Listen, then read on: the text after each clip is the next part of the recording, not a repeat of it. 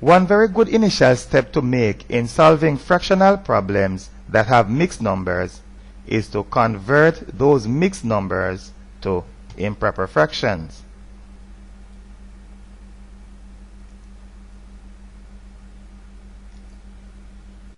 Here we have the components of a mixed numbers being labeled. First, we have the whole number part, then we have the numerator followed by the denominator. In converting this mixed number to improper fraction, the first step in the process is to multiply the denominator by the whole number. Then we will add that to the numerator. So 2 multiplied by 1 is 2. We will add the numerator to that and we get 3. That will be the numerator of the improper fraction. The denominator will be the same as for the one in the mixed number. On this occasion, we will not label the components of the mixed number, but we will carry out the process as usual. 5 times 4 is equal to 20. Then we will add 2 to 20, and that is 22. 22 will be the numerator of the improper fraction, and the denominator will be the same as we had before. On the next slide, we will replace the large fraction bar with the division sign. Apart from introducing our improper fractions, let us place the lower set of fractions to the side by replacing the fraction bar with a division sign. The fraction bar is an indication of division. We will cause the problem to look a little bit less sophisticated by replacing this fraction bar with a division sign. These two fractions are the result of converting this one to an improper fraction, and this other fraction will be placed in the first bracket, and in the second pair of brackets we will have the improper fraction that we created from this mixed number, and of course multiplied by 3 over 4. Let us proceed to subtract the first set of fractions by making use of a common denominator. So we have 2 into 10 is 5. 5 3s 15. Then we have 5 into 10 is 2. And 2 times 2 is 4.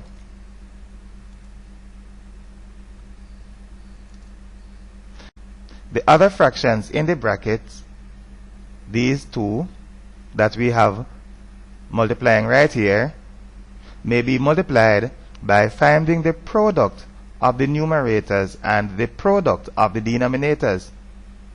We could have reduced them before, but let us leave all reduction of fractions for the end when we may have other reductions to do.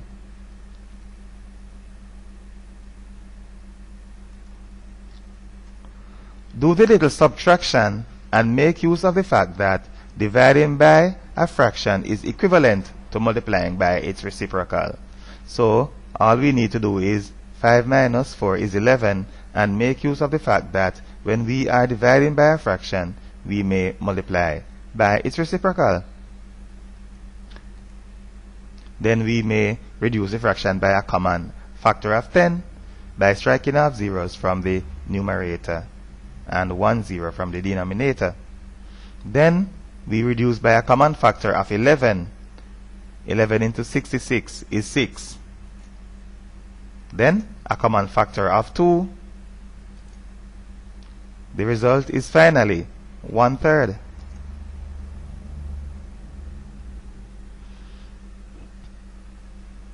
The fractions may first be reduced by a common factor of 10 by striking off zeros from both numerator and denominator.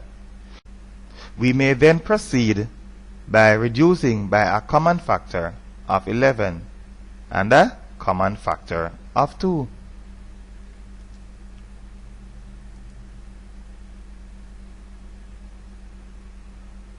Now we have our arithmetic expression that we need to determine the exact value of.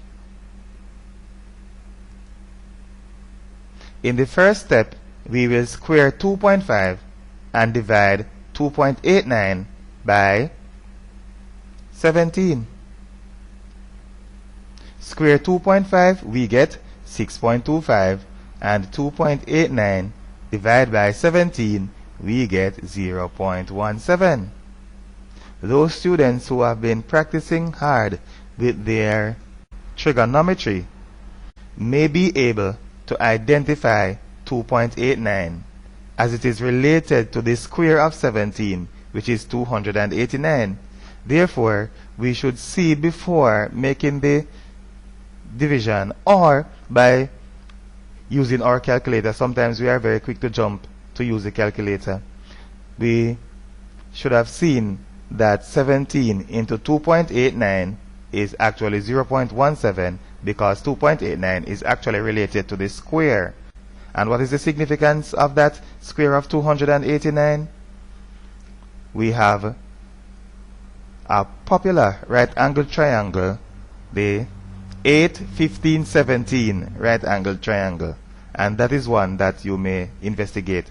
One triangle in which one side is 8 and the other short side is 15. The hypotenuse is actually 17. The subtraction process should not be too difficult, especially that we are not prevented from using a calculator. So you may use your calculator, and the result is 6.08. Some candidates may cause the problem to be a bit more difficult than it really is by squaring 2.5, then subtract 2.89, and finish up by dividing the result by 17. Why would they want to do that? Especially that the physical appearance of the problem strongly suggests otherwise. We need to realize that in mathematics, we cannot just jump and do whatever we please. Jumping to conclusion is bad exercise. In arithmetic, brackets take precedence overall. We do not have any bracket on this occasion. Then we need to consider that we need to multiply and divide before we add and subtract.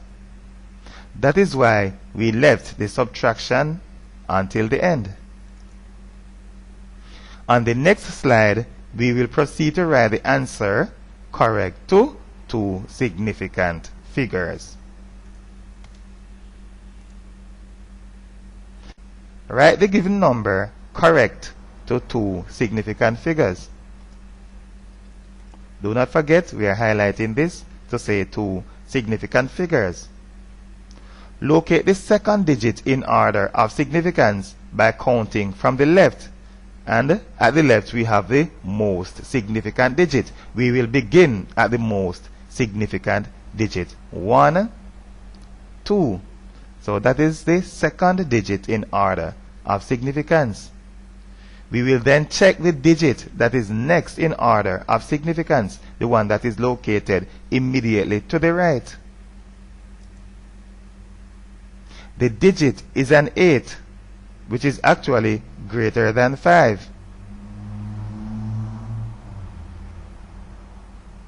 We therefore add 1 to 0, because this is 5 or more. Whenever the next digit in line of significance is greater than or equal to 5, we will add 1 to the digit in question. 0 plus 1 is 1. The other digit that remains, which is this one, that remains to the left, is not affected and return as it is.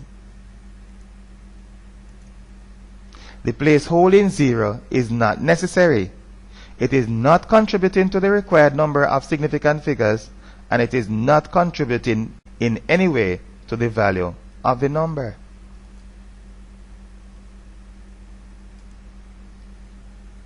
It is not an uncommon thing to see candidates finish solving a problem without following through on all of the instructions. Full marks may not be received for this problem if the answer is not written to two significant figures. Sometimes candidates forget that wee bit of instruction. It is always a good thing to glance at each problem after it is solved in order to confirm that all instructions were followed.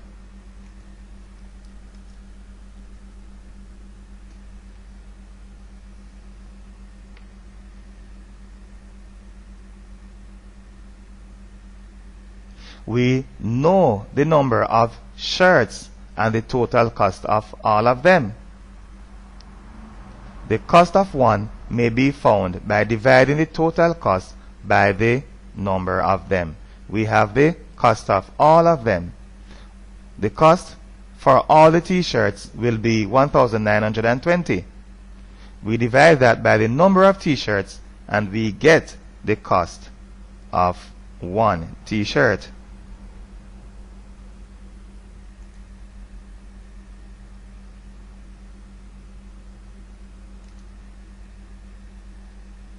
We know how much one shirt was sold for. To find the total cost for all 150 of them, we multiply the cost of one by 150. Each one was sold for $19.99. We need to determine the amount that all of them were sold for. We need to multiply that number by 150, and that will be what all 150 of them were sold for. The profit may be found, as it always is, by subtracting the cost price from the selling price. Remember that the t-shirts cost $1,920, and by selling all of them, $2,998.50 was the result. The profit is the difference between the two, and that turns out to be $1,078.50. We are required to find the profit as a percentage of the cost price. We always find the profit or loss as a percentage of the cost price, unless otherwise stated. Do not forget that profit or loss is always given as a percentage of the cost price, unless otherwise stated. Take the profit, place that amount over the cost price, do not forget it from here, and that we multiply by 100. That turns out to be a lovely and lengthy figure, 56, and quite a few decimal places right there. Do not forget that the percentage is to be written to the nearest whole number. That we will do on the next slide. Write the given number to the nearest whole number. That is the number. We're going to write that to the nearest whole number. First, locate the last digit that represents a whole number. And that one will be the first digit to the left of the decimal point. There we have it. This is still a process of rounding off.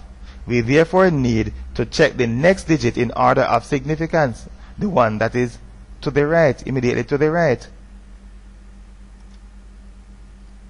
The digit is a 1, which is less than 5.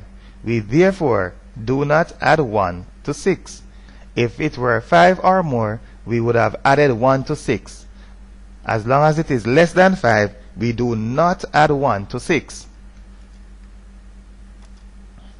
The other digits to the left is not affected and return as it is. There we have placeholding zeros. The placeholding zeros are not necessary. They are not contributing to the value of the number. They do not make the answer more whole. Therefore, we may eliminate them.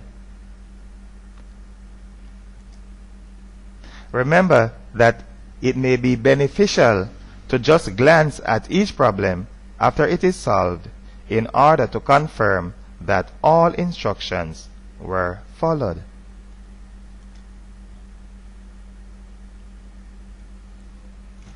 Problem number 2 will begin by making use of substitutions. We will proceed in a most convenient way. Make a template in the form of the algebraic expression. This is our algebraic expression, a plus b plus c. Make a template in that form. Insert the values in their respective places and simplify the result.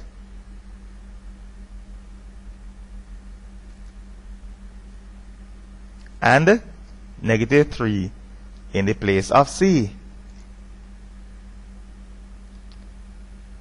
-1 plus 2 minus 3. We may sort the numbers according to signs. Put the negative ones closer together. Combine the two negative numbers to give a single large negative number, which is rule 2 in the manipulation of directed numbers. So this will be a -4. Whenever we add numbers that have the same sign, add the values and the answer will take the same sign as the numbers that we have added. What have we just done? The numbers have different signs. Subtract the smaller from the larger and the answer will have the same sign as the larger, and that is rule 1 in the manipulation of directed numbers. These numbers have different signs. When the signs are different, we subtract. The answer will have the same sign as the larger number, a negative. As usual, apply our template. B will take the place of B, and no doubt C will take the place of C, which is -3. Square both numbers. Do not forget that the square of a number, positive or negative, is always positive. So we will have 4 and we will have 9, and the sign separating them is negative.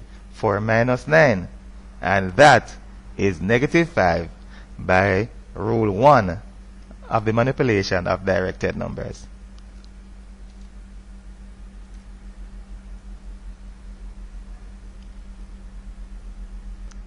We need to write 7 times the sum of x and y. Let us indicate that we need to multiply 7 by something. 7 times something. 7 times. What we need to multiply 7 by is the sum of x and y. There we have the sum of x and y. Written as it is, the expression signifies that only x is being multiplied by 7 and y is then added. This is different from what is required by the statement of the problem. We therefore need to include brackets that will contain the sum of x and y.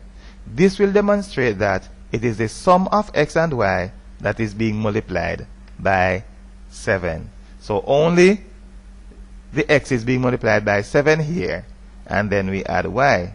We need to multiply or divide before we add or subtract, but we are just multiplying. 7 multiplied by x, that is what this is saying, and then we will add y. But to clarify our intentions, we need to include brackets, and there we have them. The multiplication sign is not necessary. When expressions or parts thereof have no arithmetic symbol separating them, the operation that we assume is multiplication.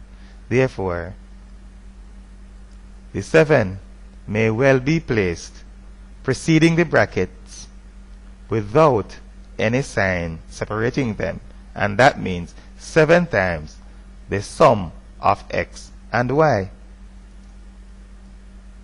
We need to add two consecutive numbers. Consecutive numbers differ by 1. If we have the first of those numbers, add 1 and we will have the other. The first of the two numbers is given as y. That is the first one. The other of the two consecutive numbers is found by adding 1 to the first. The second one will be then y plus 1. We need to have the sum of those two numbers. We have the first of two consecutive numbers.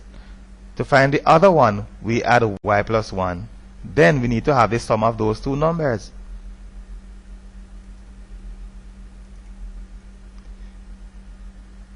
Including brackets can cause our intentions to be explicit, but they are not necessary on this occasion. So if you have the brackets included, it is easy for us to see that we are actually adding y to y plus 1. Without the brackets, we just have y plus 1. And it might not give the same appearance as what is required in the statement of the problem. If it is written like that, y plus 1 without brackets, it will still be correct, and the candidate will still receive full marks for that problem.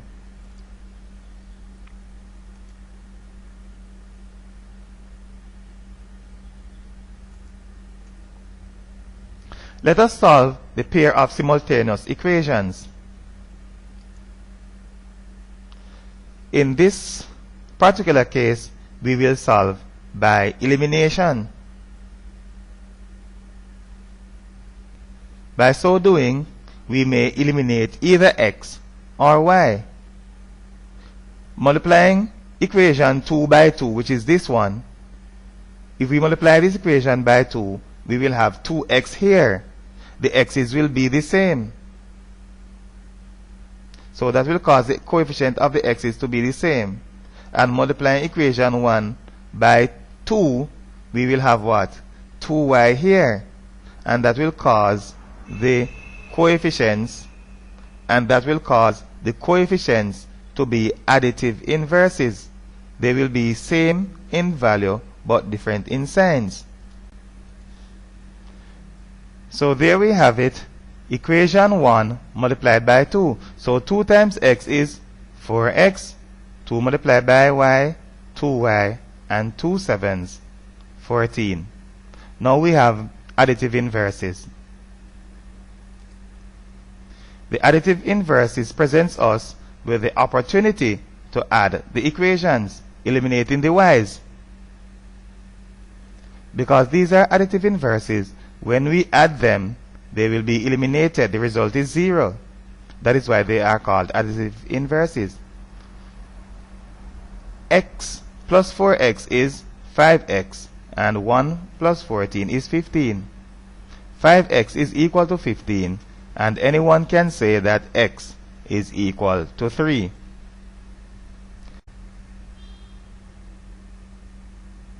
This result into equation 1 gives, so we will take this result, x is equal to 3, and we will place that in equation 1. So in equation 1, where we see x, we replace it with 3. So we have 2 times 3 plus y is equal to 7. 2 3 is 6. So y is equal to 7 minus 6. Y is equal to 1. X is equal to 3. Y is equal to 1. As in all cases, when solving a pair of simultaneous equations, we may eliminate either the x's or the y's. We should progress making use of any loop of simplicity that exists. Whenever we are manipulating positive and negative numbers, it is always easier to add than to subtract. Making use of additive inverses when they exist or easily created is usually a simpler route. Make use of additive inverses, you may see a system of equations and one of the unknowns in its two occurrences may be additive inverses. You may make use of that. In this particular case, the additive inverses do not exist initially. We may create them quite easily though, and that we have done.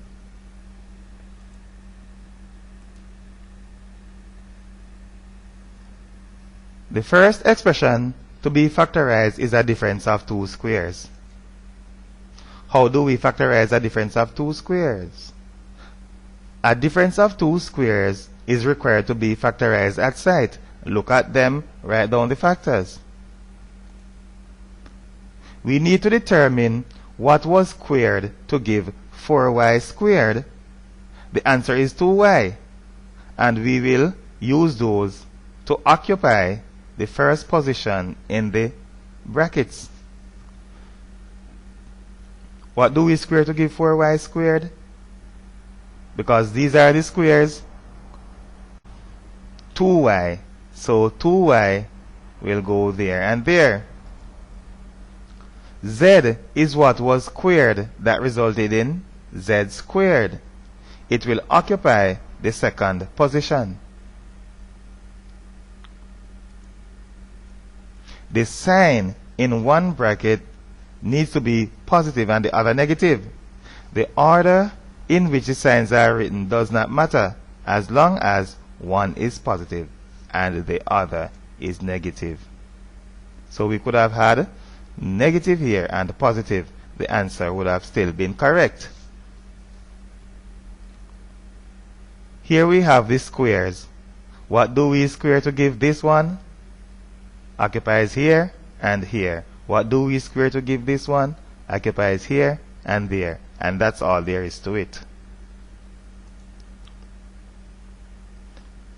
Now we have an expression in 4 terms, and we will perform factorization by grouping by making use of the terms 2 by 2. Take or consider these first 2 terms.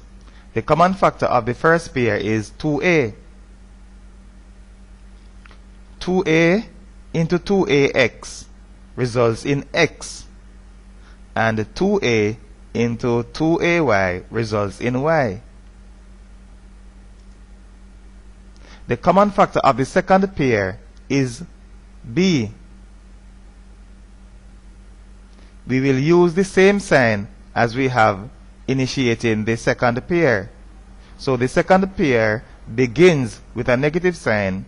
Therefore, we will take negative b as our common factor, and we will say negative b into negative bx. Do not forget, negative into negative is positive. That will yield x.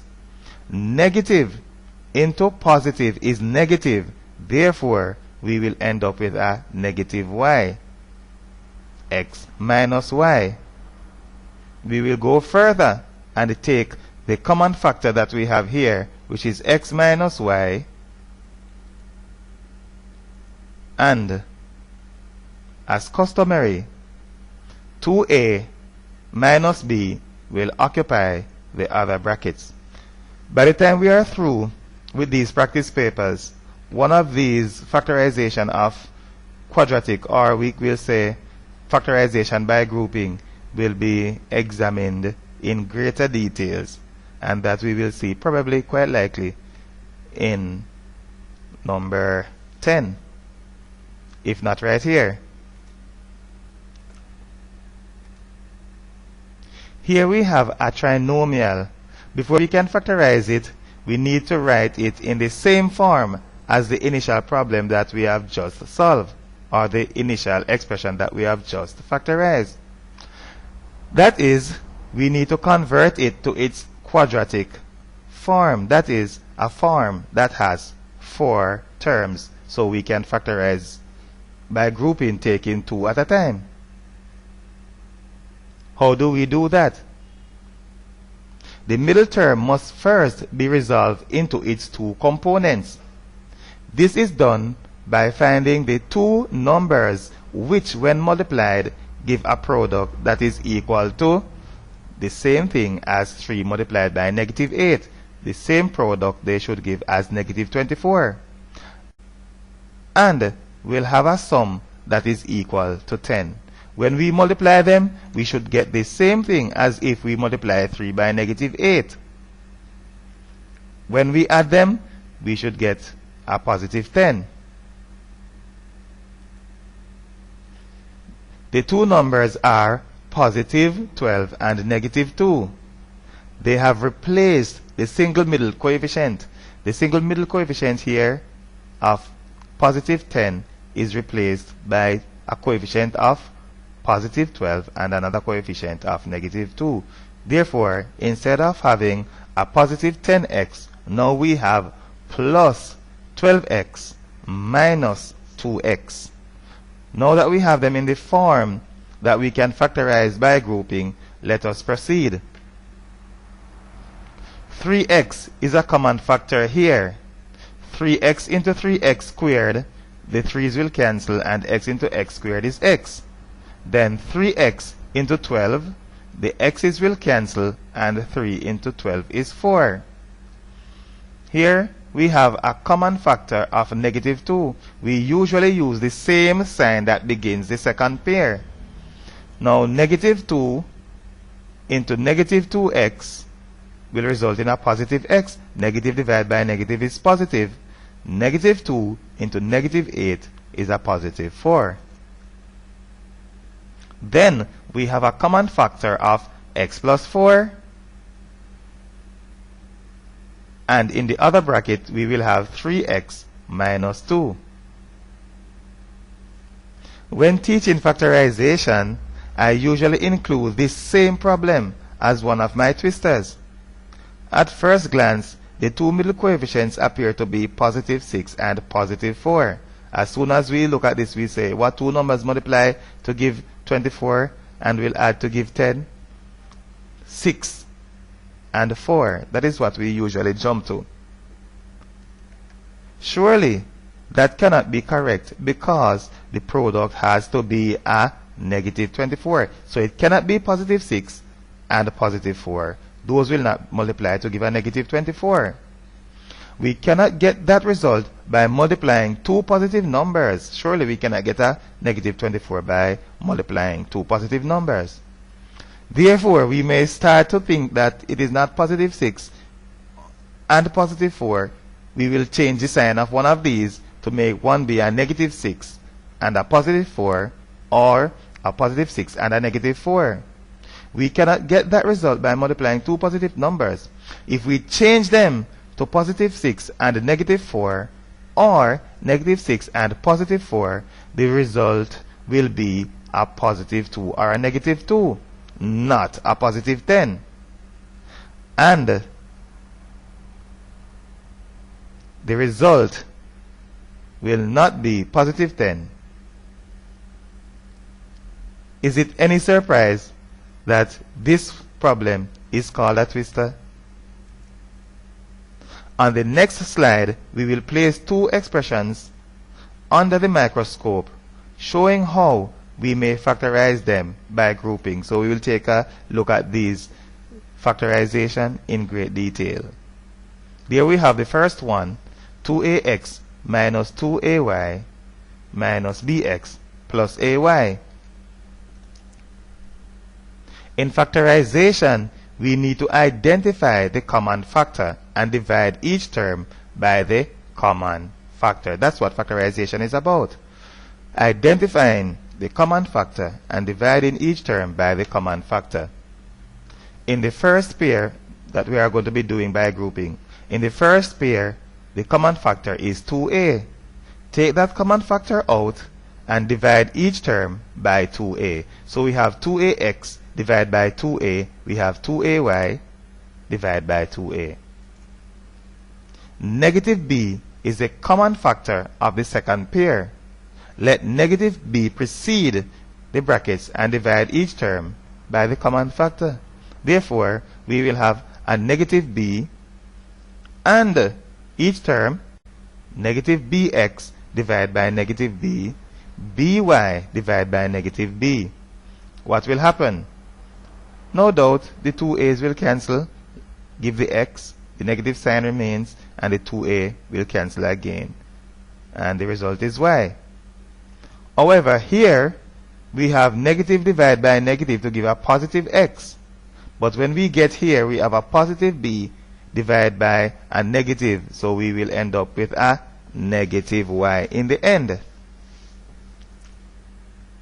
So those are cancelled, 2a, x minus y. X minus y. Now we have this expression that may be further factorized. Do not forget that when dividing, the signs have to be considered. In the second pair of brackets that we have here, the second pair of brackets, we had a negative bx divided by a negative b, as we discussed before, and the result is a positive x. Also, we have a positive by divided by a negative b, and the result is a negative y. Positive divided by negative, the result is negative. Here we have a second round of factorization because we still have common factors, and we are told to factorize completely. We will progress as before, taking the common factor and divide each term by the common factor. On this occasion, the common factor is x minus y. So take x minus y as the common factor and take each one of these, divide by x minus y. What do we realize? Those are gone, those are gone. In the second bracket we will have 2a minus b. Therefore, as we had on the previous slide, when we just wrote down x minus y and put the remaining terms in the other brackets, that was not done by simply magic. There's a reason for that, and I hope that that reason was discovered by what we have just done right here, and we will do again on the next slide. It is noteworthy that the statement of the problem for factorization is factorize completely. If there is another step of factorization possible, the problem has not yet ended. There we have our trinomial, of course, already resolved into its two components, the middle term that is, so that we have four terms, of which we may factorize by grouping, taking two at a time. In factorization, as usual, we need to identify the common factor and divide each term by the common factor. Taking these two first. The common factor is 3x. The common factor of the first pair is 3x. We will divide each term in that pair by 3x. So here we have 3x squared divided by 3x, 12x divided by 3x.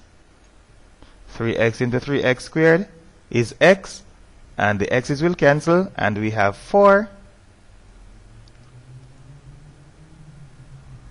The common factor of the second pair is negative 2. Take negative 2 as our common factor and divide each term by negative 2.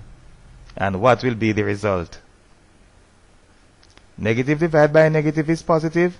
Negative divided by negative is positive. Do not forget that when dividing, the signs have to be considered. In the second pair of brackets, which is this one, we have negative 2 divided by negative 2.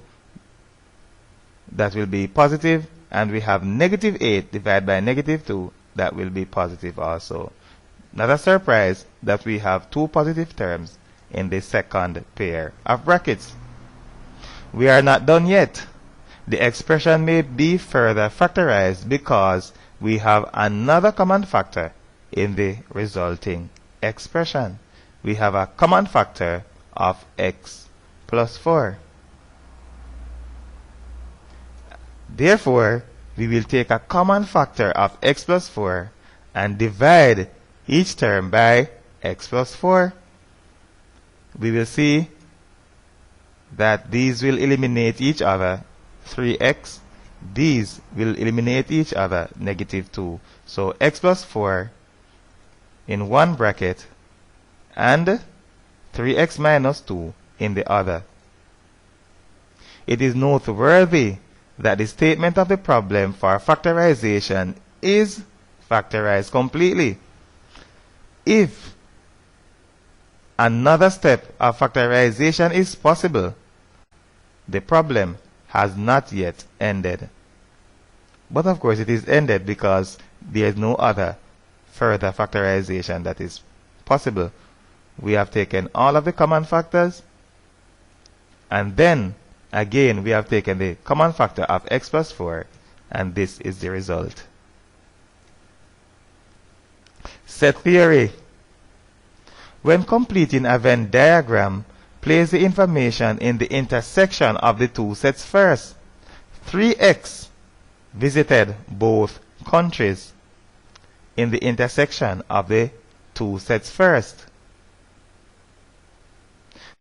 28 visited Antigua. 28 visited Antigua. 3x of them are in the intersection. What we have here is 3x. 3x is also in A. Therefore, this 3x is a part of the 28. So what will go here will be what remains after subtracting 3x from 28. 28 minus 3x. The situation is similar for those who visited Barbados. That is analogous to what happened here. 3x is a part of the set of those that visited Barbados.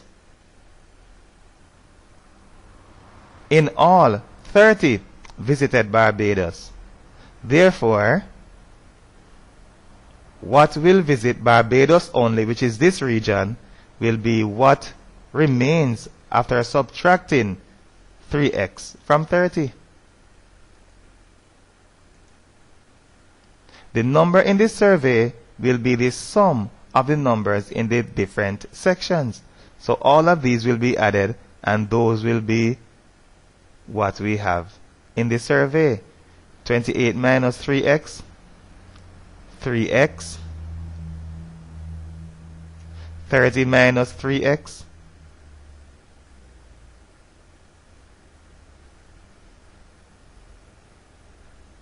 and finally x.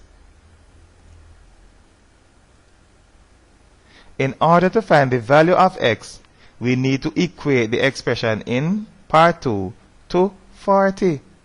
The number of visitors in the survey, that's what 40 represents. The number of visitors in the survey. And solve the equation. We will accumulate all the x's together, and of course all the pure numbers. Combine the like terms on the left hand side, we get 58 minus 2x is equal to 40, and we do a little transposition. We have 58 minus 40 is equal to 2x, 18 is equal to 2x, then x is equal to 9 visitors.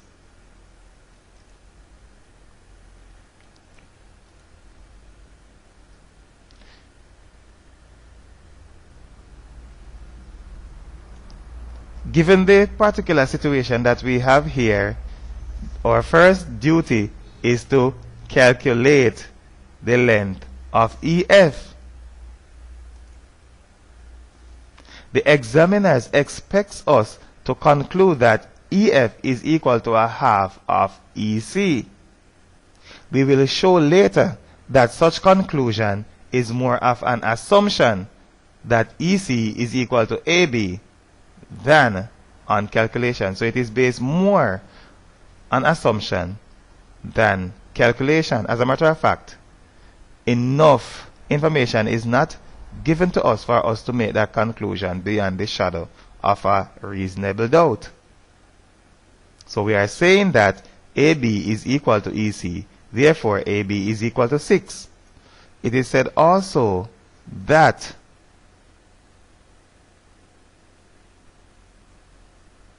F is the midpoint of EC. So if F is the midpoint of EC, then EF is equal to a half of EC, a half of 6, and that is equal to 3 centimeters.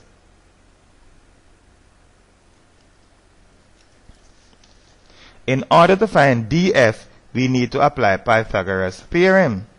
We have the further assumption that EDF is a right-angled triangle. So we are assuming that EDF is a right-angled triangle, and we are sure that enough information is not given for us to make that conclusion, but I imagine that that is what the examiners want us to do.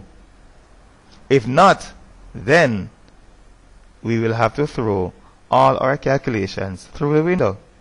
DF is one of the short sides, and we need to be careful to apply the version of the theorem, that is Pythagoras Theorem, that pertains to a short side. Need to find DF. If we are considering that this is a right angled triangle, then DF will be one of the short sides because the hypotenuse is this one. Therefore, the hypotenuse is already known. In applying Pythagoras Theorem, we cannot use plus. So we have DF is equal to the square root of 5 squared minus 3 squared. The hypotenuse squared minus the square of one of the short sides. We cannot add, because if we do that, we will end up with a side that is longer than the hypotenuse, and that is not possible. Neither would that be theoretically correct.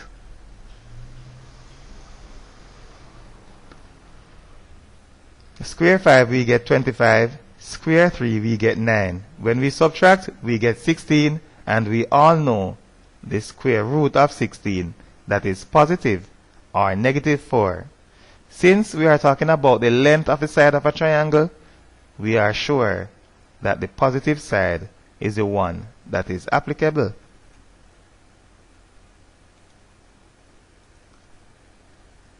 We need to find the area of the cross section. Find the area of the cross section. This is our cross section, and we need to find the area of that cross section. A prism has a uniform cross section. There is therefore no difficulty in seeing that BC is equal to 5 centimeters. The cross section is uniform, therefore this is 5 centimeters. Then we are sure that BC is also 5 centimeters. The cross section is comprised of a rectangle and a triangle. The area of the triangle is a half base times height, of which the base is 6 and the height we have just determined to be 4 centimeters. The rectangle is 6 by 5. So 6 centimeters by 5 centimeters. Rectangle 6 centimeters by 5 centimeters. And we know the base of the triangle to be 6 and the height is 4.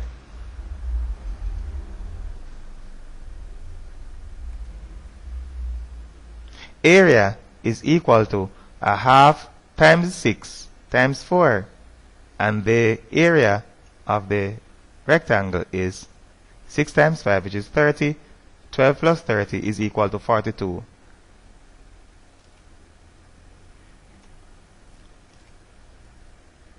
There we have an enlarged version of the cross section. the angles at A and B are right angles as shown. We are sure that they are right angles. Why? Because the statement of the problem said so, and of course we have them marked in the special way that we normally mark right angles. The fact that the angles at A and B are right angles does not automatically make EC equal to AB or even parallel to it. So the fact that we have a right angle here and another one here, that does not make EC parallel to AB or equal to AB. As a matter of fact, there is nothing to prevent C from being a bit lower than the position that we have it on the diagram. So we can see that a possible representation of the diagram could have been that. What I'm saying is that the information that we were given in the statement of the problem did not prevent this from occurring, or did not cause these two line segments to be parallel or even equal beyond the shadow of a reasonable doubt. The information that was given did not state that categorically. As a matter of fact, there is nothing to prevent C from being a bit lower than the position that we have it on the diagram, which is what we have there right now. Although the assumptions that we have made cause the determination of EF to be simple and also cause the calculation of DF to be more plausible,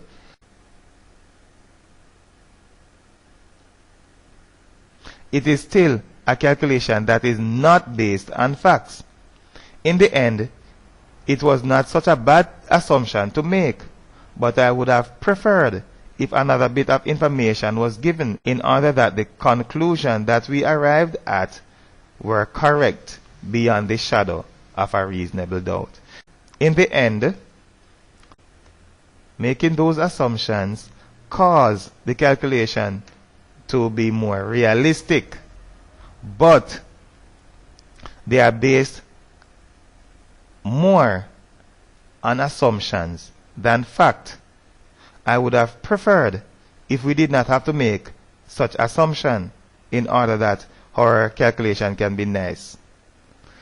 I would prefer if the calculations that we make were based on facts rather than making an assumption.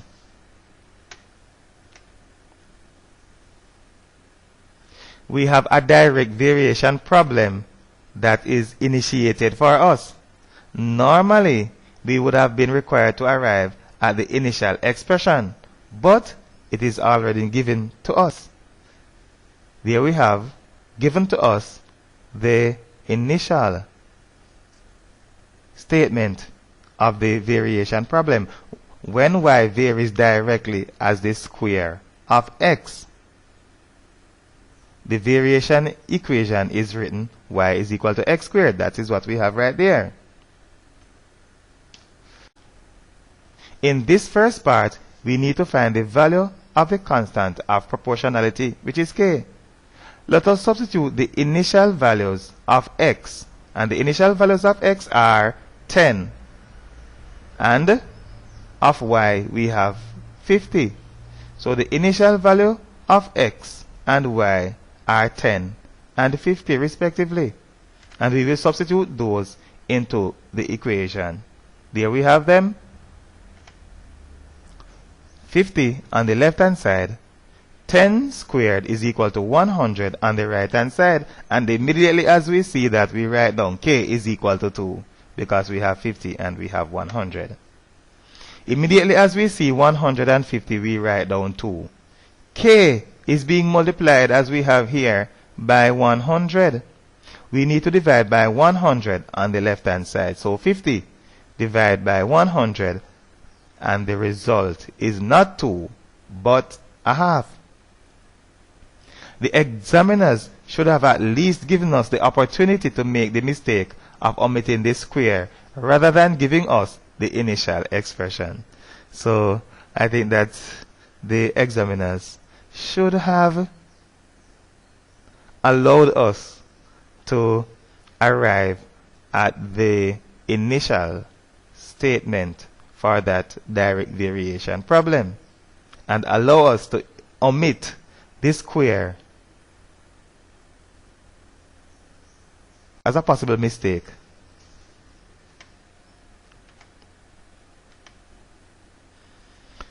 Like in all variation problems, there are three symbols of which two values are given at each step of the way, and we are required to find the other one. On this occasion, x is equal to 30, and we have already determined the value of k to be a half. When we are solving a variation problem, at every step of the problem, we go back to the initial statement. On this occasion, well, on all occasions we have 2 and we need to determine the other. On this occasion we have x is equal to 30 and we know that k is a half. Substitute those into the expression and square 30. What do we get?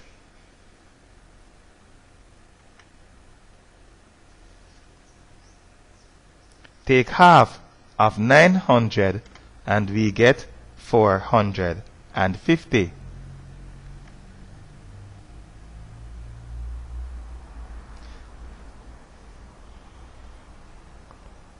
Construction. Construct a triangle EFG with EG is equal to 6 centimeters, angle FEG is 60 degrees, and angle EGF is 90 degrees. First, draw the line EG is equal to 6 centimeters. There's our ruler. Take our pencil. That little blue triangle is always our pencil point. Draw that line to be 6 centimeters. There goes our ruler and pencil. The angle FEG is 60 degrees. The middle letter is always the vertex at which the angle is located. We will construct the 60 degrees angle at E by using our usual construct. Our usual construct is what? Place the point of the compass that is represented by that red dot at E and make 2 arcs as shown. Then, placing the point of the pencil at the point of intersection of the arc and the line EG, that is where we're going to place it, we draw another arc as shown. Place the point of the pencil at the point of intersection of the line EG and the arc. We will make another arc as shown. We do not yet know the length of EF. We will therefore use a pale construction line and draw it longer than what we imagine that it will actually be. We do not know, so we cannot take our ruler and just draw to 7 or 9 centimeters. We just need to draw that line through the point of intersection of the arcs. That will cause the angle to be 60 degrees. But we need to draw it very long because we do not know as yet where that line will end.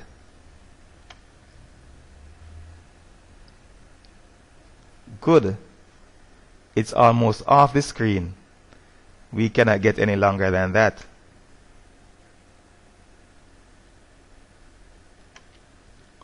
Angle EGF is equal to 90 degrees.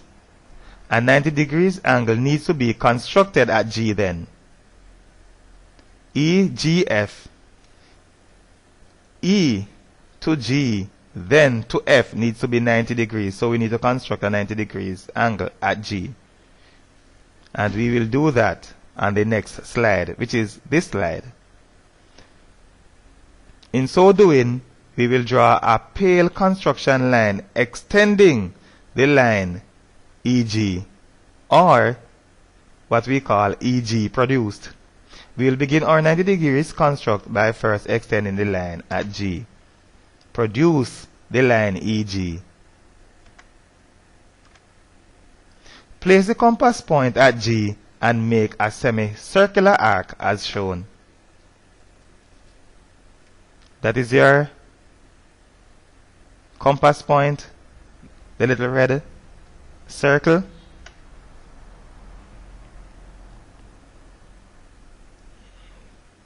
And make that arc.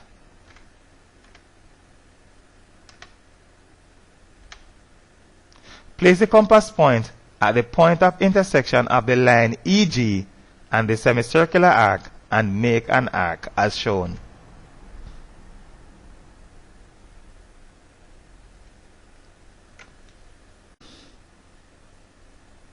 Point of intersection of the semicircular arc and the line EG.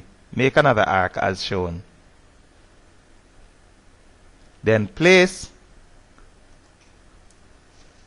the compass point, move it to the point of intersection of the pale construction line and the semicircular arc, and we will make another arc. Place it all the way over here, make another arc. Next, we will use these two intersections. There is no need making arcs in a construction process. Then, in the end, we do not use them. Place the point of the compass at the point of intersection of one of the small arcs and the semicircular arc and make an arc as shown. Small arc and the semicircular arc. We may use this one or this one. We usually begin at the left. Right. Make another arc. Then move to the other similar intersection, which is the intersection of the semicircular arc and the other small arc, and make another arc.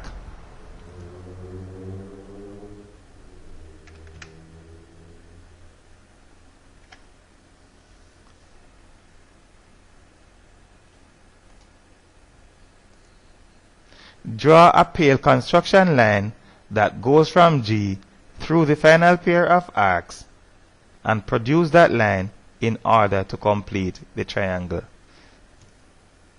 Begins here through this one and complete the triangle, like so. And that point is F. Now that we know the point F, and consequently the length of the two line segments forming it, we may brighten them with our pencil. Brighten the line segments EF and FG of triangle EFG. Very nice. Measure the distance EF.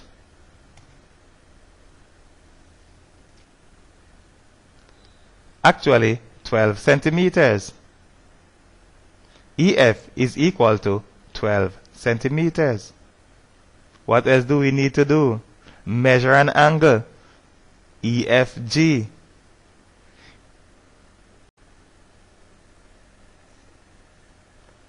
The central letter in the name of the angle tells us where the angle is measured.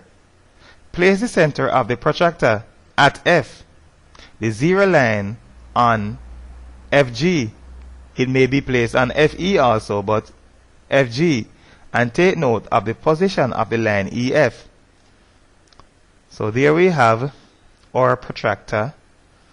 The zero line is in contact with the line FG. Then we take a look at the position of the line EF on the scale of the protractor, and it is exactly on 30 degrees. So EFG is 30 degrees. What I find very amazing is that on the computer generated construct, the answers are accurate and they are exact, as a matter of fact. But when I did the construction on paper, I did not actually get 12 centimeters and I did not actually get 30 degrees. But no construct is perfect. And we know that the accuracy is subject to the length of lines, especially the length of lines. Not so much angles, but the length of lines will affect adversely the construct. Do not worry about the discrepancy between the answers obtained from the screen and those obtained on paper. Every mathematician that is worth his salt knows that a right-angled triangle that has an angle equal to 60 degrees also has one that is equal to 30 degrees. Therefore, if we have a right-angled triangle, this one is 60 degrees. This one, of course, is 90. Then mathematically we know the other one has to be 30 degrees. Also, this one might not be so obvious. In a 60-30 right-angled triangle, the side opposite to the 30 degrees angle is half of the hypotenuse. The examiners expect that in construction, the answers are not always dead on. So they are not looking for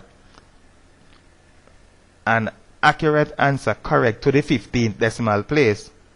The construction lines are usually the best indicators of the accuracy or the correctness, I would say, of the construct. If the construct is correctly carried out, then the construction lines should demonstrate that.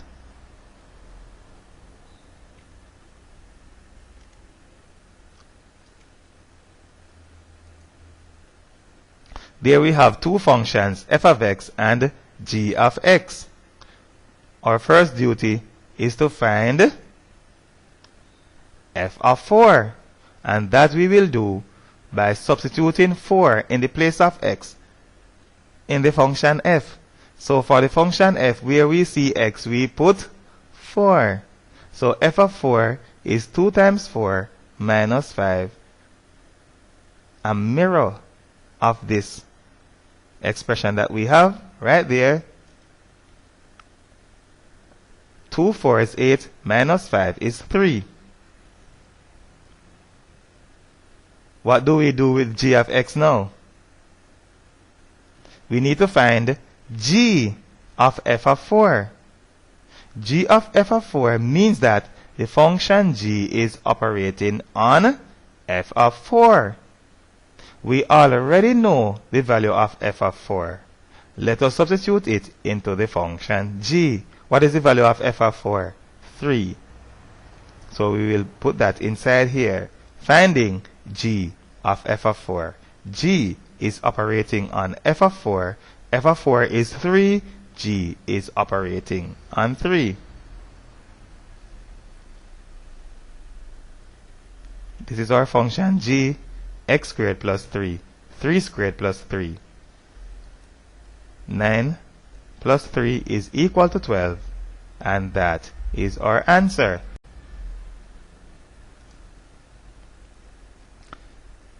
Next, we expect the inverse of the function f.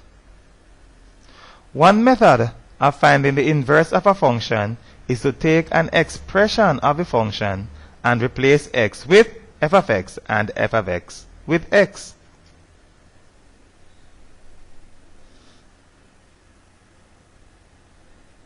That will cause the function to be turned inside out. We will then transpose the function. However, on transposition, the resulting expression will be f inverse. It is therefore more appropriate to replace x with f inverse. So x is equal to 2f inverse x minus 5. Then we will transpose by first eliminating 5. 5 will be eliminated by addition. As such, 5 will be eliminated from the right hand side, and on the left hand side we will have x plus 5. Finish up by dividing by 2. We are multiplying by 2 here. The opposite of multiplication is division. We will therefore divide the equation by 2. 2 will be eliminated on the right hand side, and on the left hand side we have x plus 5 divided by 2. Appropriately place f inverse on the left hand side. And there we have f inverse of x is equal to x plus 5 over 2. We could have found the inverse of the function by saying that the operation in the function are multiplied by 5, then subtract 2. So, take a look at what we have right here. F of x is 2x minus 5. What does 2x mean? That we are multiplying x by 2. So, 2 times x minus 5. To find the inverse of this function, we do the reverse of each process, and we do them in the reverse order. So whereas we have 2 times x minus 5, we will do what? Plus 5, then divide by 2. So the inverse of this one is plus 5 divided by 2. So x plus 5 divided by 2. But let us take a look at the process under the microscope in order that it may be better understood. The inverse of a function is its complete reverse. To find the inverse of a function, reverse each of the arithmetic processes in the function and perform them in the reverse order. First, we are multiplying by 2. Then, we subtract 5. If we will do the reverse of each process in the reverse order, we do the reverse of this one first. Start by finding the reverse of the last operation. The last shall be the first. So there we have subtract 5. The reverse of that is add 5. And the first shall be the last.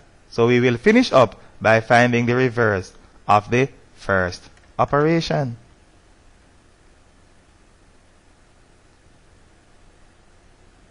Multiply by 2, the reverse of that is divide by 2. Therefore, we will add 5, then divide by 2, and f inverse is x plus 5 divide by 2. Students should be able to look at the expression of the function and write down its inverse in one step.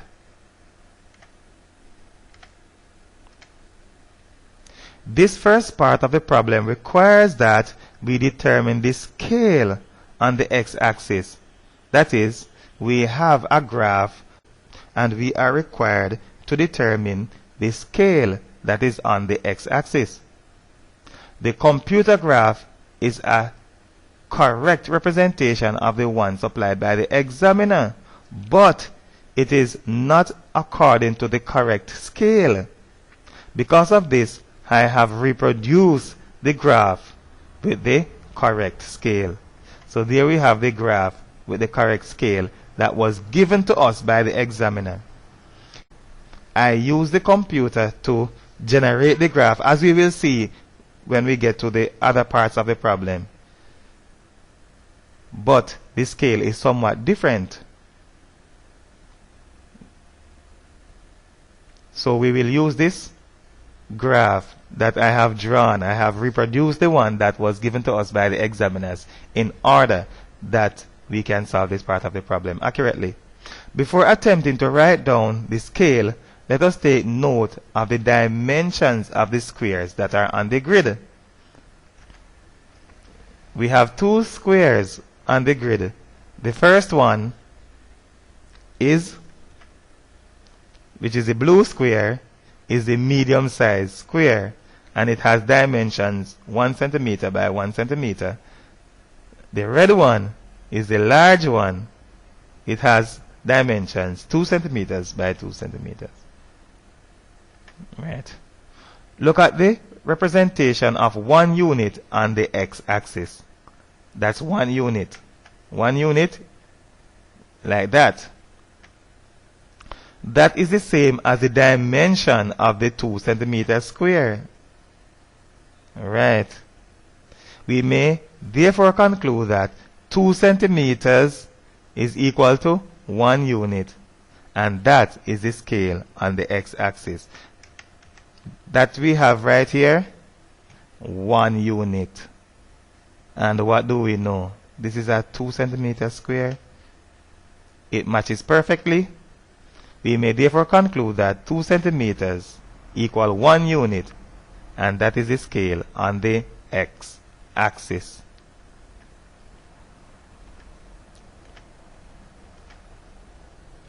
Find the value of y for which x is equal to 1.5. That is what we need to do.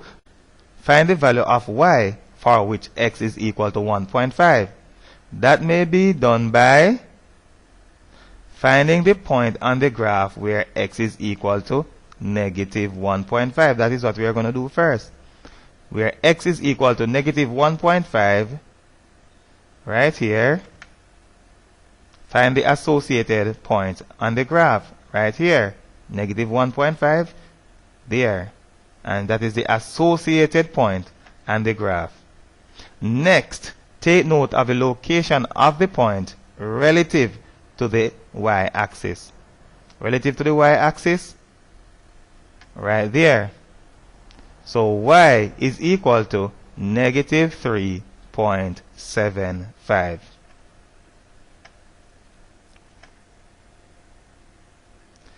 Find the values of x for which f of x is equal to 0. The values of x for which f of x is equal to 0 are those values where f of x crosses the x-axis. Those values. Those are the points where f of x is equal to 0. And those are the associated x values. X is equal to negative 3. X is equal to 1.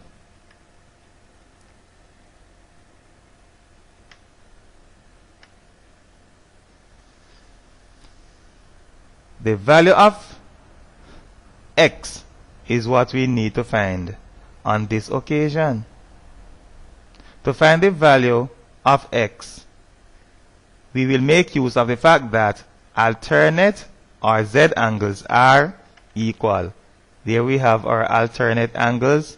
Here we have x. Therefore, these two angles are alternate angles and are equal. X is equal to 54 degrees.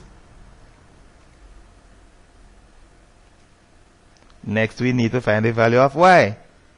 In finding the value of y, we will first use the fact that angles on a straight line have a sum of 180 degrees. Because if we try to implement the same thing right here with the angle y, we will realize that the angle that we need is this one. Therefore, we will find it first, making use that angles on a straight line add to give 180 degrees. One of those angles is 118. The other one is the rest of 180 degrees, taking 118 degrees from 180 degrees. That is 62 degrees. Then we may make use of the fact that alternate angles are equal. So y is equal to 62 degrees.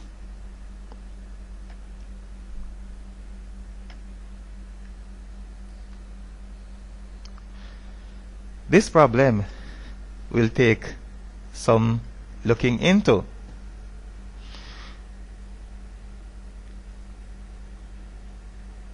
We were told that the transformation is a rotation. Good. Also, we are required to state, and when we say state, this implies that the examiners expects us to have the skills required to be able to determine the answers at sight, or we should be familiar with similar circumstances. So we should be able to look and be able to state the direction of rotation, the angle of rotation, and the center of rotation. If we are required to state, we should have the skills required for us to just write the answer down, or we should be familiar with similar circumstances. The center of rotation is the only point that each point and its image are equal distance from. Therefore, if we locate the center of rotation, then n and n prime will be equal distance from that point. M and m prime will be equal distance from that point. L and L prime will be equal distance from that point. And that will be the only point with that characteristic, that a point and its image are equal distance from that point, and that is true in all cases. All cases mean M, M prime, N, N prime, and L, M, L prime. Now we will investigate by using the point 0, 1. Let us say 0, 1 is the one that we are looking at. I'm sure that it is not correct, but we are just using it as an illustration. Now what do we do? N and its image n prime are each 1 unit away. Good, but one swallow does not make a summer. Okay, so n and its image are equal distance away. M is 2 units away, while the distance of m prime is the hypotenuse of a triangle with short sides equal to 1 unit each. Okay, so now we have what?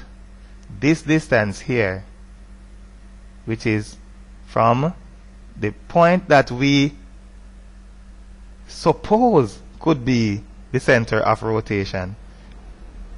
The distance of m, 2 units. The distance of m prime on this hypotenuse of this right angle triangle. So here we have a right angle triangle, and this is the hypotenuse. And we know, if we can apply Pythagoras Theorem, that they are not equal. Therefore, the point 0, 1 fails.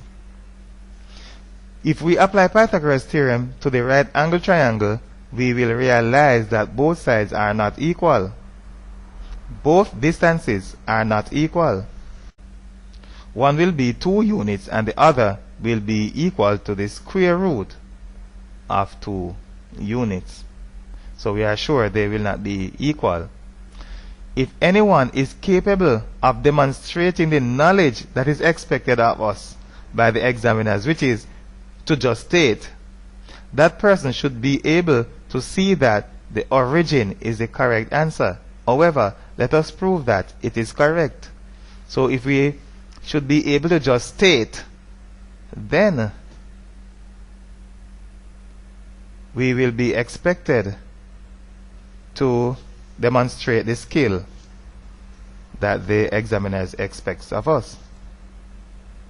So let us shift our focus to the origin that we are sure is the center of rotation, and let us prove it. The distances of n and its image n prime from the origin 0, 0 are both equal to the hypotenuse of a right angle triangle with short sides equal to 1 unit each. Okay, so those are or two right-angled triangles,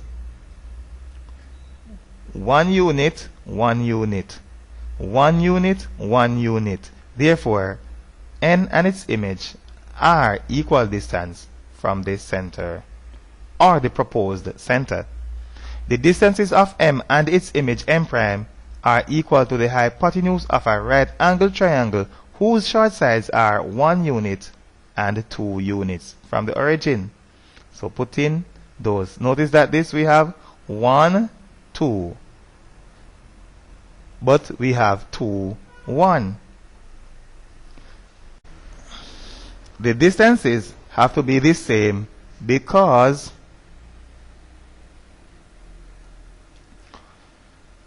by Pythagoras Theorem we have 2 squared plus 1 squared will be the square of the hypotenuse, and we have 2 squared plus 1 squared will be the square of the hypotenuse. So we have 2, 1, we have 2, 1. We are sure that the distance of m from the origin is equal to the distance of m prime from the origin.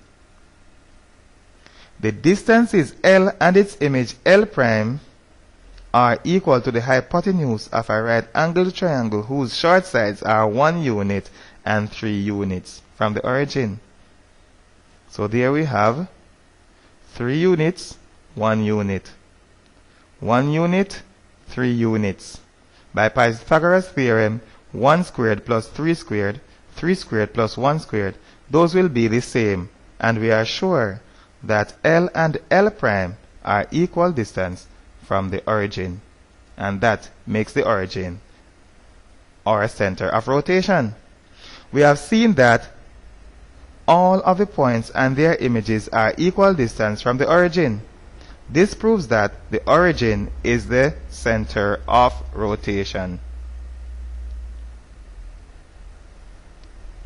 And the origin has coordinates 0, 0. We can say 0, 0, or we may say the origin. To determine the angle of rotation, use a point and its image to form a vertex at the center of rotation. The angle is a right angle 90 degrees. So we use the origin as the vertex of an angle that is formed by origin to m prime. We could have done that for n and n prime, or for L and L prime. The answer would have turned out to be the same, 90 degrees. The angle of rotation is actually 90 degrees. Let us take a look at the direction of turn that will take us from M to its image M prime. So that is the direction of turn. If we are going from M to M prime, we will go in that direction about the center. So we are going like that, and that is our angle. According to what we have there, the direction of turn is anti-clockwise.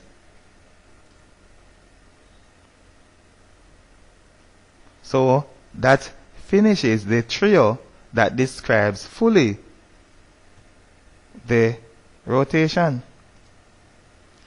Two geometric relationships between the triangle and its image are, they are congruent and they have the same orientation.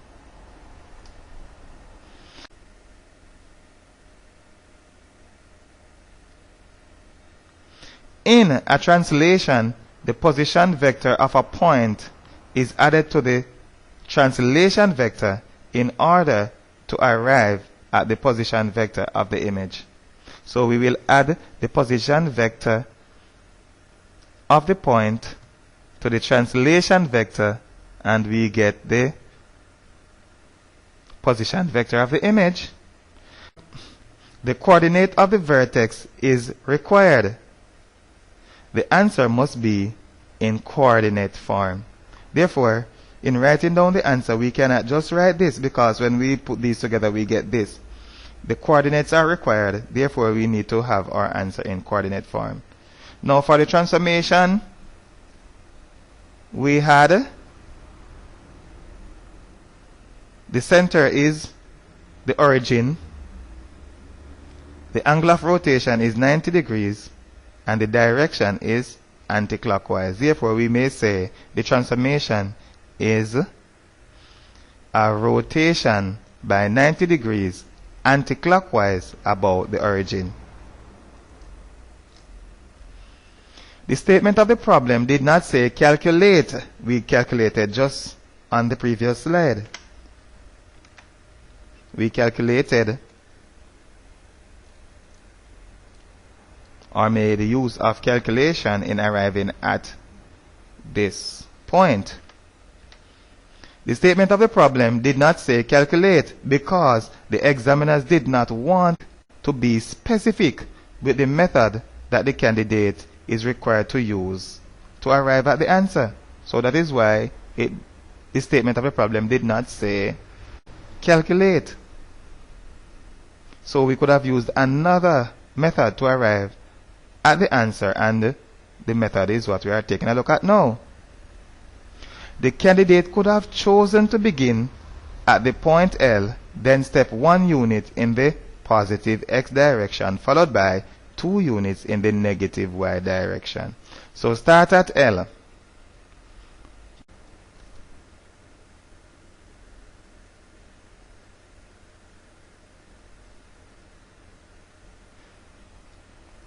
Translation by the vector 1, negative 2. So 1 unit in the x direction followed by 2 units in the y direction, and we are right there.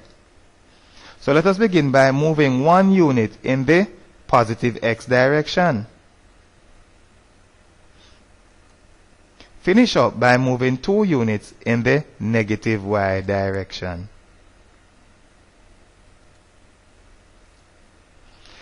The subsequent position is the point 2, 1.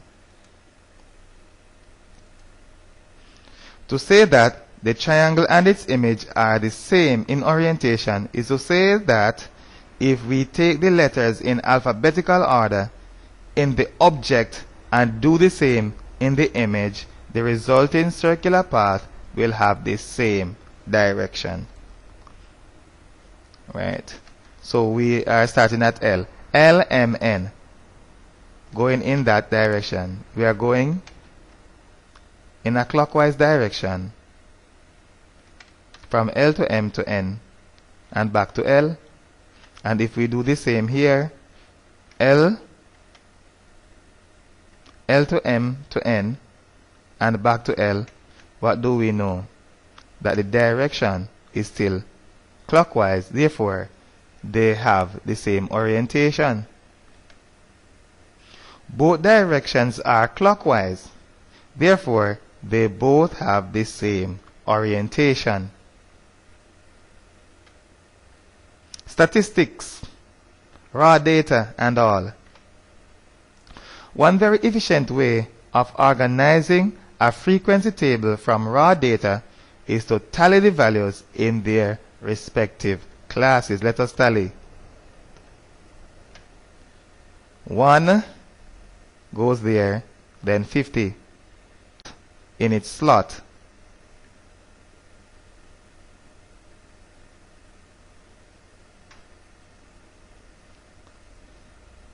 $47, 30, 30 to 39, 48, 40 to 49, 34, 30 to 40, 23, 20 to 29, 40, 40 to 49. A fifth item is represented by a diagonal stroke that completes the group of 5. So there we have it. 29, 20 to 29. 46, 40 to 49. 56, 50 to 59. And so on. 59, 50 to 59. So we keep tallying. Come, Mr. Tallyman, tally me banana.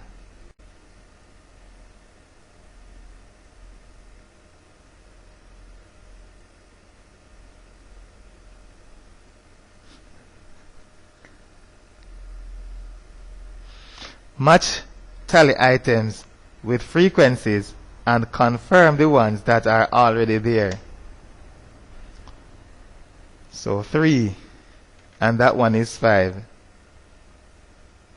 So put the others in. 8, 6, 2. We will leave parts B and C for the slide on which we will draw the histogram. And we'll take a look at part D right here. Those who throw the ball 50 meters or more are those who throw it from 50 meters to 69 meters. And that will take 2 rows of the table. So those who throw the ball 50 meters or more will throw it from 50 to 69. And that will encompass 2 rows of the table. 6 plus 2 is equal to 8. So we have 6 here and 2 there. That is equal to 8. The associated probability may be found by dividing that number by the total number of entries in the data set. The probability, total numbers of entries that will give a favorable result, divide by the total number of entries. So those will give a favorable result, and we divide by the total number of entries. The blind can see that the fraction may be reduced by a common factor of 8, resulting in 1/3.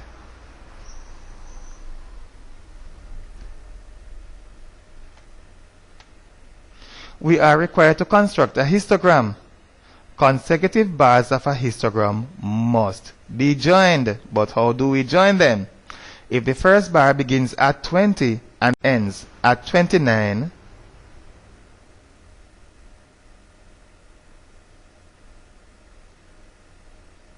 the second begins at 30 and ends at 39, then the bars will not be joined, because the number 29 that ends the first bar is not equal to the number 30 that begins the second bar.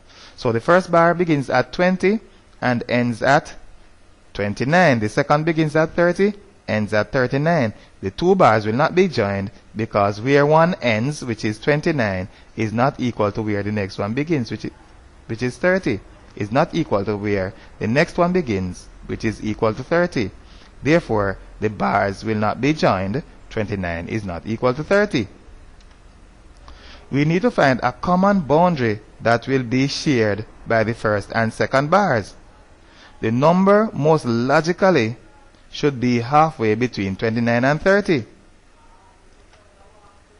It is obviously 29.5, but we may calculate the result. 29 plus 30 divided by 2 is 29.5, halfway between the average of the two. What next? Boundaries for 39, 40. Halfway, 39 plus 40 divided by 2, 39.5. Do we need to do 100 of those? No. The others will follow the sequence, adding 10 each time. And what do we have there? The smaller numbers are the lower class boundaries, and the larger numbers are the upper class boundaries. The lower class boundary of the class 20 to 29 may be determined by completing the sequence that goes down by 10 each time, beginning at 59.5. Therefore, we have 59.5, 49.5, 39.5, going down to 19.5.